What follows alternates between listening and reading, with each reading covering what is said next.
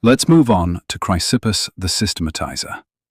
We will look at how he used logic to defend Zeno's ideas and his famous concept of the cylinder and the cone, determinism versus free will.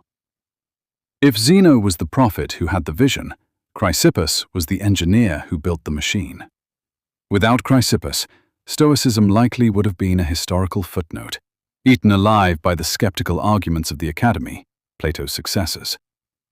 Chrysippus took Zeno's loose collection of insights and fortified them into an impenetrable system of logic. He was a long-distance runner before he was a philosopher, and he brought that endurance to his work. He reportedly wrote 700 books, of which only fragments survive. The ancient saying remains true: if there were no Chrysippus, there would be no Stoa. Here is a deep dive into the mind of the Systematizer. 1. The logic of control. If P, then Q. Before Chrysippus, logic was dominated by Aristotle. Syllogisms. All men are mortal. Socrates is a man, therefore Socrates is mortal. Chrysippus invented propositional logic.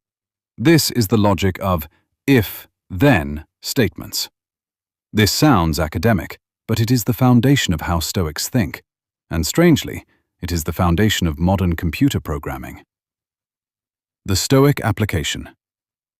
He taught that we must analyze our impressions using strict logic to avoid emotional spirals. The impression: my girlfriend left me. The false logic: if she leaves me, my life is over. She left me, therefore my life is over. The Chrysippus correction. You must attack the if. Is it true that if she leaves, life is over? No, that is a false premise. He turned philosophy into code debugging. If you are unhappy, there is a bug in your logic chain. 2. The great defense. Fate versus free will. The cylinder. This is Chrysippus's most famous contribution. Zeno taught that the universe is ruled by fate, cause and effect. The critics immediately attacked.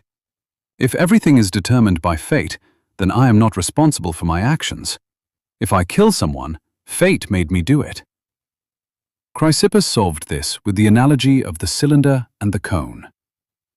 Imagine a cylinder and a cone sitting at the top of a ramp. You give both of them a push. The push, external cause, this represents fate, events. You cannot control the push. The rolling, internal cause, the cylinder rolls straight down, the cone spins in a circle. The lesson. Why did the cylinder roll straight? Partly because it was pushed, fate, but mostly because of its shape, character. If you are a violent person and someone provokes you, the push, you will attack, the rolling. If you are a wise person and someone provokes you, the push, you will remain calm, the spinning. The takeaway.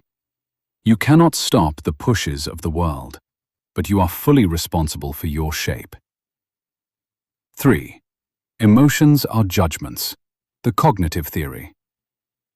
Zeno thought emotions were just irrational flutterings of the soul. Chrysippus hardened this definition. He argued that an emotion is a judgment. You don't just get angry. Anger is actually a two-step belief. I have been wronged, judgment of fact. It is appropriate to react with vengeance, judgment of reaction. Why this matters? If emotions are judgments, they are acts of the mind. That means they can be argued with. You cannot argue with a headache, sensation, but you can argue with anger, opinion. This insight is the direct ancestor of modern cognitive behavioral therapy, CBT. 4. Sympathia, cosmic sympathy. Chrysippus was a materialist. He believed the universe was a single living organism, held together by pneuma, breath, spirit. Because we are all parts of the same body, what is bad for the hive is bad for the bee.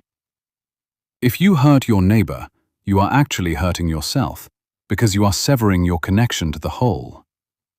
This wasn't hippie idealism. To him, it was physics. If your foot attacks your hand, the whole body suffers. 5.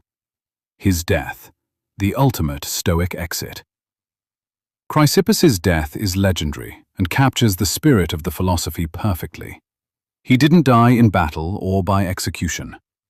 According to the stories, he was watching a donkey eat some figs.